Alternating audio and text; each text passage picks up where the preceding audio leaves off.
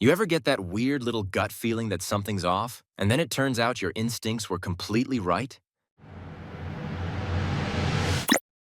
I had recently left my abusive husband, now ex, and was staying at my parents' house with my small children. The entire back wall of their living room is made of windows, and the backyard faces the woods. I was watching a movie around 2 a.m. when I got this weird feeling. They had glass doors leading to the backyard, and I suddenly felt the need to check if they were locked. They weren't, so I locked them. I still felt uneasy because I couldn't see outside, so I turned on the porch lights. And guess who was standing in the backyard? My ex. At 2 a.m., he lived 10 hours away. There was absolutely no reason for him to be there. Whoa, so sorry you went through that. How did you get him to leave? How did you learn to trust romantic partners again? He ran off as soon as he realized I'd seen him. I called the cops, but there wasn't much they could do besides search around the property. I waited a while before dating again, and when I finally did, I reconnected with a friend from high school. We ended up getting married. It wasn't really hard to trust him, but I don't think I would have been as open with a random guy. Probably not. Read The Gift of Fear. The author explains that funny feeling in your gut is your brain catching, tells you won't consciously process. Makes me wonder how much stuff we don't consciously think about but are constantly processing every moment. I swear my always-on fight-or-flight system probably comes from trying to handle too many stimuli. Every smell, sound, and movement. I really hope that one day I can experience what it's like to be in a sensory deprivation tank. I've got a pretty good bad vibe radar. When I first met my wife's sister's husband, I instantly disliked him. Even though everyone else thought he was great, turned out he was a massive narcissistic bully, and now they're divorced. He's also a terrible dad. A few years later, when my sister-in-law started dating someone new, she had me meet him. He didn't set off my radar at all. They're married now, and he's still a genuinely good guy. To be honest, I'm not sure if I actually have good radar or if I just don't like people and it's all confirmation bias. My bad vibe radar is also spot on. I remember meeting my ex-wife's colleague and instantly feeling something off about him. Like I just knew he couldn't be trusted. Sure enough, my ex-wife and he ended up having an affair about 6 months after I met him. Turns out I was right. I think a lot of intuition comes down to pattern recognition. When someone breaks from their usual patterns of behavior, there's usually a reason, and I try to figure out, though, why. I do this through active listening and observation. The better I know someone, the better I become at recognizing their patterns. But I also believe there are collective patterns of behavior. If someone seems off to you for any subtle reason, like a strange or manipulative smile, pay attention. There's always a reason for it. Keep your senses sharp and trust your instincts to get yourself away from anyone giving off negative vibes. When I was a teenager, I was walking home through the ravine near my house with my saxophone and headphones on. Someone was coming toward me on the path, so I moved way off to the side and kept walking, head down. Suddenly, I got this intense wave of fear and panic. Instinctively, I raised my sax case to defend myself, and when I looked up, I saw the man rushing straight at me. He immediately veered away just a couple of feet from my face and then sprinted off. I ran the rest of the way home. The next day at school, the teachers were passing around flyers with a picture of a local dangerous individual who had been released the day before. It was the same guy. I still don't know why, but I never told anyone about it. A few times in my life, I've looked at something and instantly looked away, like I didn't even know why.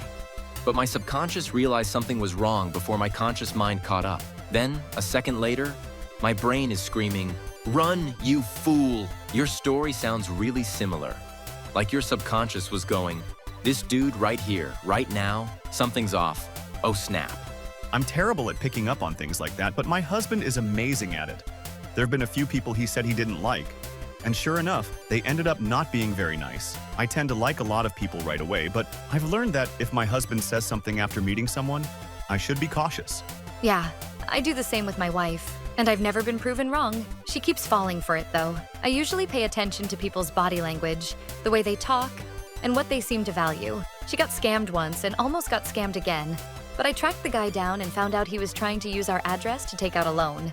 Schizophrenic here. I'll get that gut feeling, and sometimes my instincts feel completely spot on, until I realize my evidence was actually just detailed hallucinations or delusions. For most people, maybe they really are picking up subtle environmental cues when their instincts are right. But they're often wrong too, just less dramatically, and then chalk it up to coincidence confirming their beliefs. Like if your dog doesn't like your neighbor and later you decide you don't either, It's not that your dog has some magical radar for bad people. That's kind of silly. And dogs can still love abusive owners. Intuition is such a tricky concept. I think it's important not to rely solely on it because it can go wrong for both neurodivergent and neurotypical people. There's always that bias towards self-fulfilling prophecy. That doesn't mean you should ignore your gut. It can be useful, but it's just as important to look for evidence against your intuition and give that evidence a fair chance. Most people don't. Bipolar here. My instincts can be spot on sometimes. I'll get that gut feeling, turn out to be right, and think, okay, +1 for intuition. Then other times, the instincts go wild, and I realize later I was just being paranoid or delusional. Instant 1 to intuition. It's hard because now I don't fully trust myself, and when I do share a gut feeling, people often dismiss it as just the illness. But the thing is, I am often correct. When I was on antipsychotics, it felt like my intuition disappeared completely, and that actually led me into worse situations, because I wasn't picking up on red flags anymore. I'd rather be wrong sometimes but safe, than never sense that something's off and end up in danger because of it. It's such a tough balance, learning when to trust yourself and when to double-check your instincts. While driving, I made eye contact with a man who was crossing my lane in his car, heading in the opposite direction. It was maybe 1 or 2 seconds of eye contact. But in that moment, I knew he was going to make a U-turn and follow me. I immediately checked my rearview mirror, and sure enough, he turned around and got right behind me. I was only a few blocks from home, where my husband was waiting for me. I turned into my neighborhood, but started making a series of random left and right turns to see if he was really following me. He didn't even try to hide it. I called my husband and told him what was happening. When I drove past our house, my husband was already outside, ready to follow in his own car. The guy stayed behind me until I pulled into the parking lot of our local police station. Then he took off. I reported it, and later found out he had a long history of following single women home and harassing them. The police wouldn't tell me much else, but they said I was lucky he never found out where I lived. I didn't park in my own driveway for a week after that. A few years ago, I was at work when, around 10:30 a.m., I suddenly got a splitting headache that just wouldn't go away. After almost throwing up in the bathroom, I talked to my boss and decided to take the rest of the day off. That was really unusual for me. I almost never missed work, and it was only one of maybe 3 sick days I'd taken in 5 years. I went home, got into bed, and put a washcloth on my head. About an hour later, my partner had a seizure in the bathtub. If I hadn't come home from work that day, she might have drowned. When my dad was a kid, his mom was napping upstairs when a girl from church came by and asked to talk to her. His mom had always told him never to wake her while she was resting. But for some reason, his intuition told him to let the girl go up anyway. He showed her the way, and a few minutes later, he heard a scream. When he ran upstairs, his mom was blue.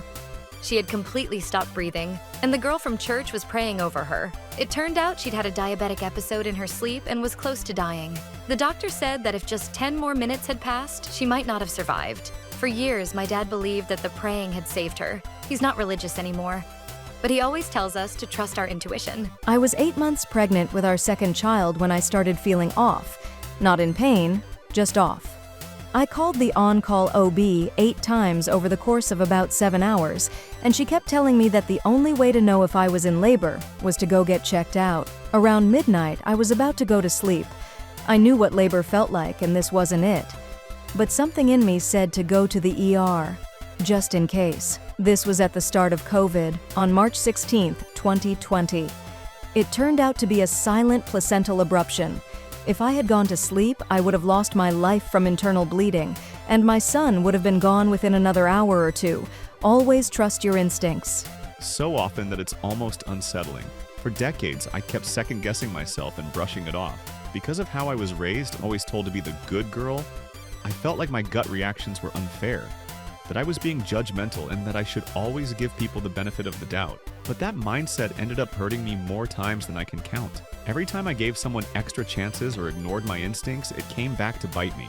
Once I finally started listening to that little voice inside, it got stronger and way more accurate. Now I'm genuinely grateful for that strange, quiet feeling that's been trying to protect me all along. When my mom introduced her new boyfriend, the first man she dated after divorcing my dad, I was around 8 or 9 years old. He seemed nice enough at first, smiling, cooking dinner for us, being polite. My mom was glowing with happiness, but something about him made me feel uneasy. His eyes looked off, like there was no real emotion behind them. His smile didn't match what I saw in his eyes. and it just felt wrong. At the time, I wasn't yet diagnosed as autistic, though there were signs. So I told myself I was just being awkward. Maybe I just wasn't ready for a new dad in my life. I decided to stay quiet, thinking I was the one misreading things. The next 5 years were some of the darkest times for both me and my mom. What he put us through left deep scars that took years to begin healing. It wasn't until I was about 25 that I finally stopped carrying so much anger toward him, toward myself, toward everything that happened. And just to clarify, my dad was never abusive. My parents simply grew apart. The man my mom met after was the real nightmare. My dad even tried to help her get away from him, and thankfully she eventually did, though not without a lot of emotional and financial damage.